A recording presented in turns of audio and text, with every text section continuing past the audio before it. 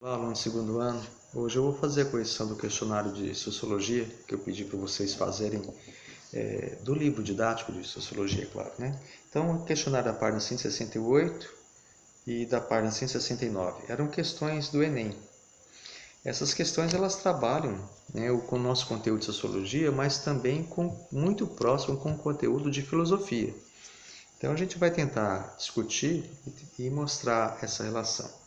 A primeira questão do Enem de 2001, ela fala do filósofo inglês Thomas Hobbes. O que era esse filósofo? Moderno, filosofia moderna. Thomas Hobbes ele vai escrever um texto chamado Leviatã, um livro chamado Leviatã, na qual ele fala da necessidade de um poder absoluto. Então ele estava definindo o estado absoluto. Veja só, não deve haver nenhum poder maior do que ele na Terra, né?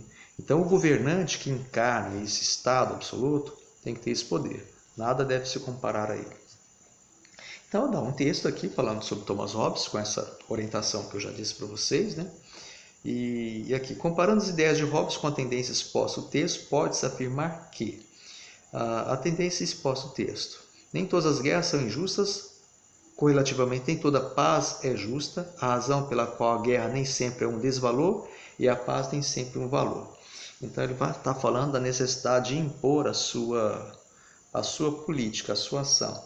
Então é a letra B de bola. Para Hobbes, a paz é inerente à civilização e, segundo o texto 2, ela não é um valor absoluto.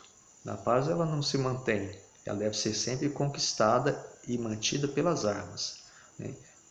No pensamento do autor, do Thomas Hobbes, o Estado tem que ter um poder absoluto, porque senão volta-se ao poder anterior ou volta-se ao caos social, à desordem. Então, a ordem é imposta pela força da espada, para Hobbes.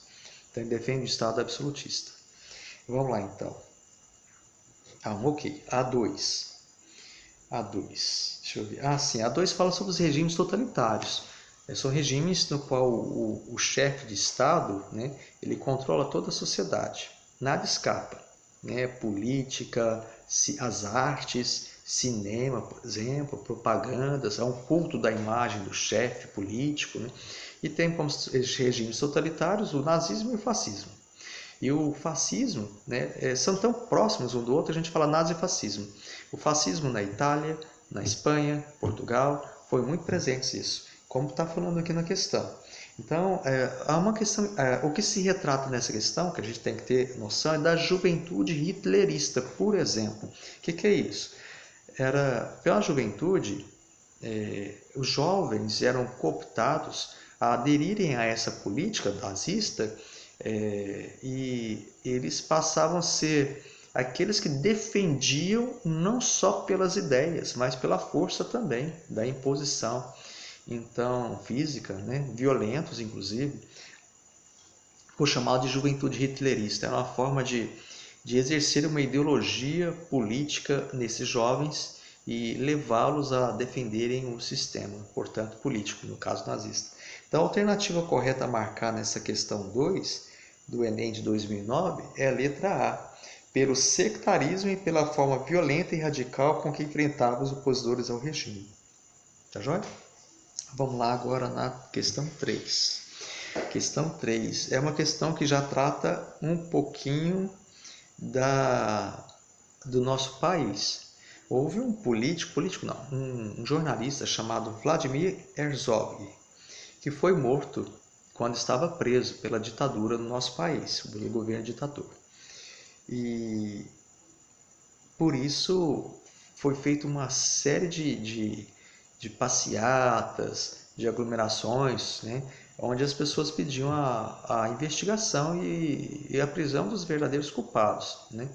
Foi feito uma cena na cela dele em que ele tinha cometido suicídio, mas foi verificado que não aconteceu nada disso. Então a questão marca aí a letra E, expectativa da investigação dos culpados. Coisa parecida a gente teve recentemente com a morte da vereadora Marielle, no Rio de Janeiro, né? Tenta fazer uma correlação. Aqui nessa questão trata dos regimes totalitários mais uma vez, né? no nosso país da ditadura. E a última questão, a 4 do Enem 2015, volta-se mais uma vez a falar do Hobbes, né? Então, a obra citada nessa questão é Leviatã, recordando então, Leviatã era uma obra política de Hobbes na qual ele defendia o poder absoluto. O governo deve usar todos os meios necessários para garantir o poder, porque o governo é o povo, né? Essa é uma questão interessante, onde o governo é o povo, então tudo que o governo fizer é para o benefício do povo. Então, se for para garantir a paz social, ele pode inclusive matar. E a sua ação é justificada porque ele representa o povo. É o povo encarnado, como Hobbes vai dizer. Então, a alternativa a marcar nessa questão 4 é a letra A. Entravam em conflito. Olha só a pergunta da questão. Para Hobbes, antes da constituição da sociedade civil, quando dois homens desejavam o mesmo objeto, eles entravam em conflito. Ou seja, mais uma explicação para essa questão. Hobbes faz uma divisão entre estado civil, é um estado da lei e da ordem, e o estado de natureza é um estado da desordem. O que é o estado da natureza? Não há regra, não há lei. Então os homens entram em conflito constantemente. A morte pode acontecer a qualquer momento, porque as pessoas vão querer discutir, vão querer conquistar, ter alguma coisa, e nada vai barrar o seu desejo de ter aquilo a não ser a força de outro. Então vão entrar em luta e a morte pode acontecer. Quando passa para ter um governo e ter lei, ele impor a sua lei, então passa a ser um governo civil, ele acaba com esses conflitos, porque ele impõe pela sua força da espada, né, do Estado, a obrigação de não haver conflitos. Portanto, na ausência de um poder absoluto no pensamento de Hobbes, para coibir os homens de entrarem em contenda, em luta entre si, vai haver desordem, vai haver caos, vai haver um estado de guerra de todo mundo contra todo mundo. Então, por isso que é a questão. Antes da constituição da sociedade civil, os homens desejam a mesma coisa, nem entram em conflito. Tá joia? Então, ok, corrigido. Até a próxima, então, gente.